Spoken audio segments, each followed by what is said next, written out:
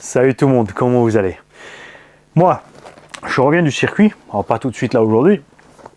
On a roulé tout simplement jeudi avec Seb 90, Guillaume et Christophe au SAM 68. On a fait les essais des 1/10, enfin moi, plus 2-3 runs avec les 1.8, les 1.7 qu'on connaît déjà, mais juste dans des autres conditions. J'avais envie de mettre les belles carrosseries, on a roulé un peu plus cool.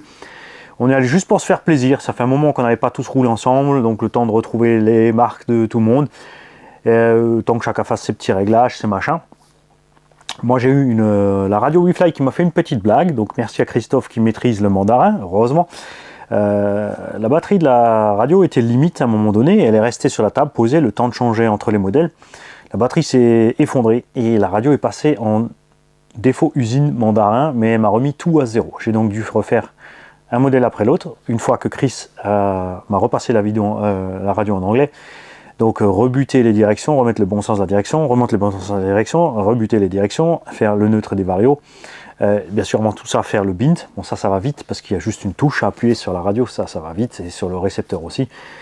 Donc c'était pas trop mal, mais au cumul finalement, je suis arrivé là-bas vers 11h, reparti vers 17h, on a filmé 2h30.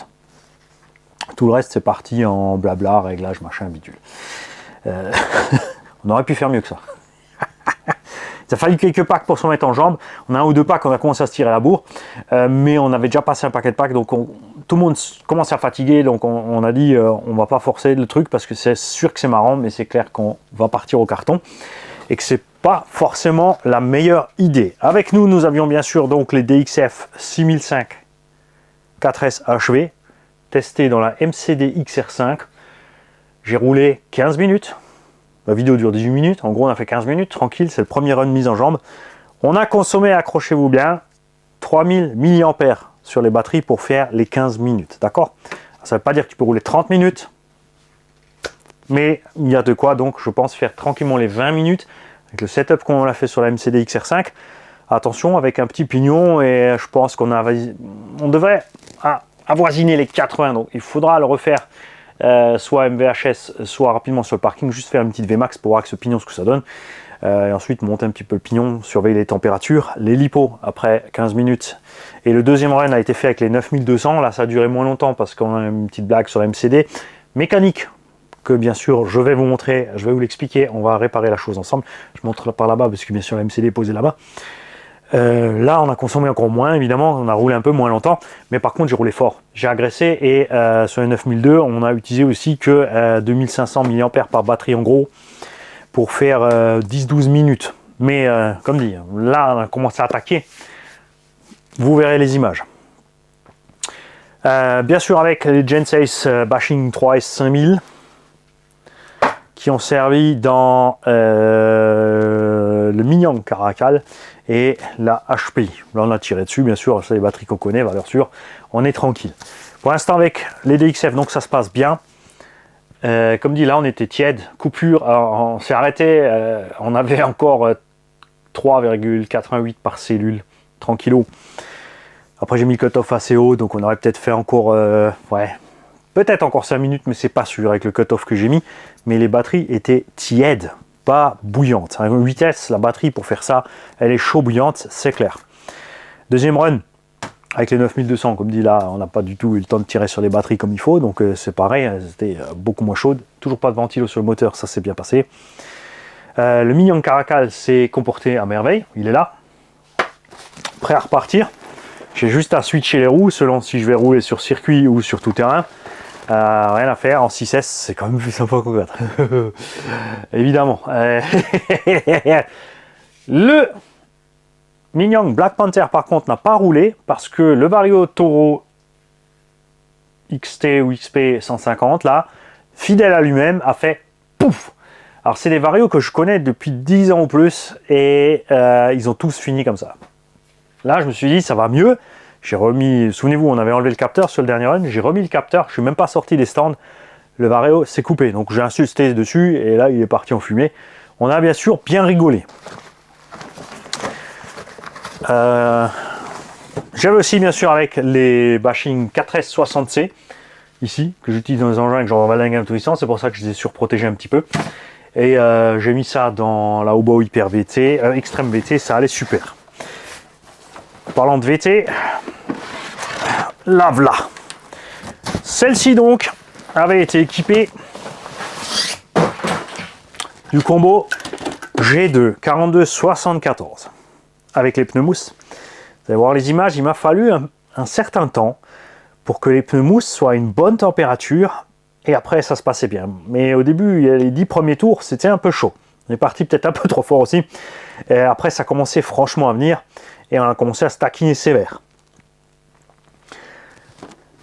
On avait 3 Hobo Hyper VT avec 3 setups différents. La Hyper VT qui était à Claude, qui l'a donc fait gagner en tombola, c'est Christophe qui l'a gagné. Donc grâce à Claude et Seb 90RS, on a rencontré une personne géniale, la personne de Christophe. Lui, il a un Vario 4S 100 ampères, un moteur Surpass 40-68 2400 kV, équipé d'un pignon de 18 je crois. Donc évidemment, il n'avait pas encore de ventilo, donc le moteur est monté à 100 degrés en espace de 10-12 minutes. Il a roulé 10-12 minutes pour la coupure aussi. Seb a le combo 4S Obiwing, donc plus léger, le variateur 4S Max 8 G2 là, ou le XR 10 plus, je ne sais plus, un des deux, avec le moteur ventilé piste 42 par 68 ventilé. Lui, il a fini à 45 degrés après 10-12 minutes au cut-off de ses lipos. La lipo par contre plus chaude dans les 50-60 degrés. Chris aussi. Mani, il a roulé en 4S 6005, donc on avait tous à peu près les mêmes batteries. Je crois d'ailleurs que Seb a les mêmes que ça. Mais moi, j'avais un 42-74 avec un pignon de 19, puisqu'il est qu'en 2250 kV. Eux, ils roulaient en 2400 et 2800 kV. Je crois que Seb a un pignon de 16. Quand eux étaient en cut-off, moi j'ai continué. Donc en gros, j'ai fait un quart d'heure. La vidéo dure 18 minutes, moi j'ai roulé à peu près 15 minutes. Eux, ils ont roulé 10-12 minutes. Ma batterie à la fin avait 10 degrés de moins. Mon moteur, lui, donc Chris, comme dit, sans ventilo, était à 100. Seb était à 45, moi à 55. Mais avec plus d'autonomie. On avait les trois, vous le verrez sur la vidéo. On a franchement des VMAX similaires. Moi j'ai mis un turbo à 20 degrés quand même pour la ligne droite. Parce qu'en 4S, pour moi, c'est vraiment un peu mou. Franchement, il faut 6S. Ça bombarde en 4, mais il y a quelque chose qui me manque. Quand tu appuies, ça, tu vois, c'est beaucoup plus linéaire. Tu sens que en 4S, le poids, la voiture tire vraiment la masse du véhicule. Enfin, ça lui pèse, surtout avec le moteur de 68, le 2800 kV, il gueule dans les tours. Mais il doit y aller. Alors que le 42-74 en 6S, quand tu sors du virage, machin, il fait un burn de 50 mètres sur la ligne droite, c'est pas un problème. Et c'est ça que j'aime bien. Donc en tout cas, 3 setups différents, 3 résultats identiques. Juste celui-là qui est donc plus économique sur les batteries. Et c'est pas nécessaire évidemment de mettre ce genre de combo dans ce genre d'engin. Le châssis coûte 250-300 €. Il te faut bien sûr 4 bons pneus. Les pneus livrés avec sont pas terribles. Ils sont bien pour se mettre en jambe sans plus. Tu prends un combo Robitronic, tu mets un cerveau de 25 kg. Et t'es parti et tu t'amuses. Si tu achètes une Mugen, une X-Ray, machin, forcément tu vas prendre un combo à la hauteur de la machine. Tu vas pas mettre un combo Robitronic dans la X-Ray ou la machin, la bidule. C'est sûr, tu as du confort en plus, tu as peut-être un freinage plus précis, une accélération plus précise, un meilleur contrôle de l'accélération, un meilleur contrôle du freinage. Tu as le mode turbo pour compenser sur la ligne droite si tu restes en 4S. Mais si tu roules loisir, te prends pas la tête. Tu mets un combo 42-74 dans les 2000 kV, tu mets 6S, tu mets un pignon pas trop gros, tu profites et tu roules plus longtemps, tu chauffes pas trop et tu t'éclates. Et moi, c'est le but de cette machine, je te le répète. Donc, celle-là, on va y coller un Quick Run 150 dedans, un moteur 42-74 2000 kV. Je vais bien sûr laisser le cerveau balèze, on va laisser la boîte radio. On va te mettre 4 belles roues neuves avec. Et elle est à vendre. Là, j'ai fait 3 packs avec. Les vidéos sont en ligne ou elles vont arriver dans la semaine. Je vais peut-être mettre ça un lundi matin. Et voilà. Elle sera dispo pour un prix plus qu'acceptable, puisqu'on sera, évidemment c'est une occasion, mais on a les rigidifications des bras en carbone, on a les pièces à lui au milieu. Tu auras déjà les bonnes roues comparé au RTR. Tu as une Caro BBR Painting. Si elle ne te plaît pas, tant pis pour toi, hein, achète autre chose. C'est pas même de me dire je te la prends mais sans la Caro et t'enlèves 50-60 euros. Oublie. C'est le pack complet. D'accord? Si tu es débutant, on en cause que je te vois si on a encore chargeur et batterie à mettre avec pour faire un petit pack vraiment sympa. Juste pour... La machine est réglée. D'accord? Les diffs c'est fait. On a 300 000 devant, on a 150 000 au centre. On a 20 000 au cul. Suspension arrière 150 CST, suspension avant origine, donc normalement 30 V, ça fait à peu près 350 CST à l'avant, avec les pistons 2 trous. Là aussi on a laissé les pistons 2 trous. La machine est donc réglée, tu n'as rien à faire. Tu vas la prendre, tu vas la brancher et tu vas rouler. Bien sûr, si tu es débutant, en 6S tu brides, hein. Tu n'es pas obligé de mettre 6, en 4, t'inquiète, tu veux faire le setup suffisant. Hein, voilà. Donc tu me mails sur rcgarage68@gmail.com si tu es intéressé par cette vavavoum. Je vais mettre là. C'est pas la peine de me dire écoute, je te prends le roller à poil sans le combo machin. Non, si tu veux un combo à poil, un roller à poil, achète un roller à poil. Là, c'est pas le but de cette manœuvre. Comme dit. Moi, j'ai envie que ce soit vraiment quelqu'un qui a un petit budget ou un débutant qui en profite pour partir sur une base saine. Il branche, il va sur la piste, il roule, il se fait plaisir. C'est tout, sans le cul qui se balade, etc., sans tous les ennuis qui vont avec. Attention bien sûr au choix de gomme, c'est très important. Je ne peux pas ici savoir quel goudron tu roules et dans quelles conditions météo. Donc il faudra faire un choix de gomme adéquat. Moi je laisserai des gommes avec qui ont une plage d'utilisation maximum, mais je ne peux pas faire de miracle non plus. En tout dernier, on a roulé la Subaru avec les pneus chinois, donc à 30 € livrés les 4 roues, d'accord, qui sont en 100 mm, qui sont plus larges à l'arrière qu'à l'avant, mais sans dépendance, c'est les 4 mêmes ceux-là. Et autant pour moi, ça c'est les roues chinoises pour les Arrma. Infraction, qui existe avec des jantes blanches, noires, je crois que même rouge ou vert entre temps. J'ai payé 32 € les 4. Alors on n'a pas un super grip. Par contre, on les a utilisés donc déjà sur la Obao Extreme VT. Pas super content du grip, hein, mais pas pire que Arrma. Un poil mieux, je dirais. Et côté usure, on s'en est tiré beaucoup mieux par contre. On les a mis sur le buggy en 4S sur le circuit déjà. Et là, un pack en 6S à la faire glisser. On a toujours de la gomme. On a, comme dit, pas un grip extrême. Tu vas voir la vidéo, ça se balade un peu, mais c'est exactement ce que je voulais pour ce type de machine. C'est-à-dire que la machine, tu peux l'envoyer glisser dans le virage, on qu'elle se casse la gueule, elle part pas en tonneau. Tu peux faire un drift confortable. On est passé dans la pelouse, on a fait du TT. J'ai juste laissé trop de débattement arrière. À la fin, on est parti en tonneau. Et débattement maximum, en fait, le cardan arrière, il sort. Il y a donc ici le cardan arrière. Rien de grave, évidemment, on va avoir une vis, on va le remettre en place, on va brider le débattement de suspension. Parce que là, je l'ai mis vraiment au max en hauteur. Mais il n'y a pas besoin d'autant. Hein.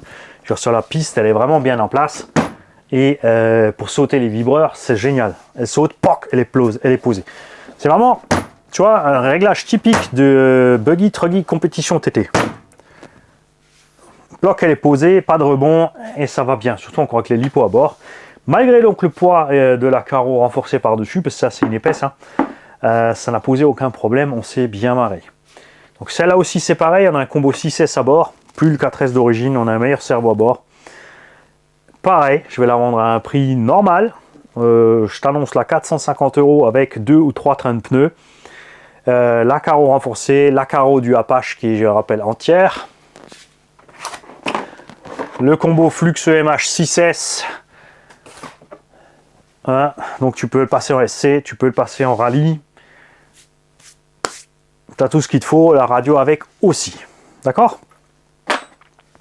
Évidemment, l'une et l'autre seront nettoyées. Bon là on va changer le combo, puisque le combo G2, on va le mettre dans le Black Panther. Hein, mérite un peu plus fort. Le 1700 ça va bien en 6S.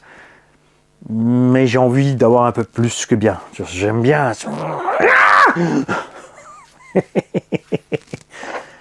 Elles seront bien sûr nettoyées. Bon là, les huiles de diff, pareil, on les avait déjà faites. Les suspectes aussi.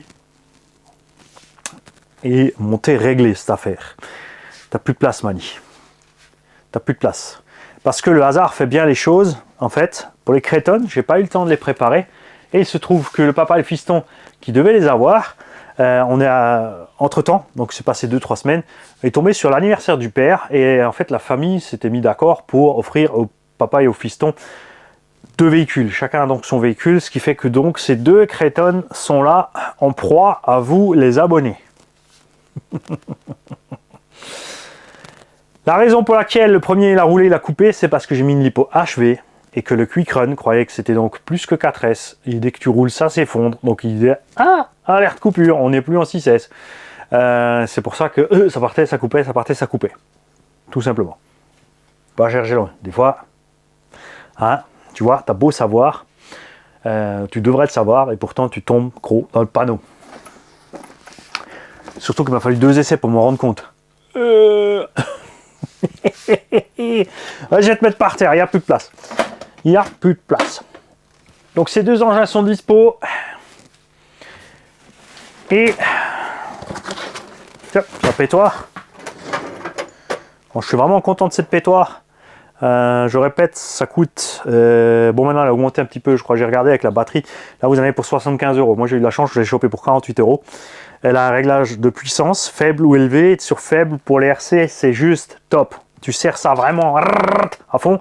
Quand tu prends ta clé, je parle de la petite clé, pas le gros cliquet, tu peux encore y mettre un quart. Donc, c'est juste bien. Et tant mieux. Et je vous laisse là pour aujourd'hui. On va causer des... Qu'est-ce qu'on a encore essayé? La MCD et un 7e, on va peut-être les mettre demain. On va passer comme ça en 2 tailles différentes pour faire aussi des vidéos peut-être pas trop longues. Même si je sais qu'il y en a qui écoutent en podcast sur le chemin du boulot parce qu'ils ont des trajets professionnels de 30, 40 minutes, 1 heure et que ça leur plaît bien en fait cette affaire. Et je suis bien content aussi qu'ils écoutent en podcast et qu'ils ne regardent pas l'écran en même temps qu'ils roulent. Faites gaffe à vous, soignez-vous les uns les autres et...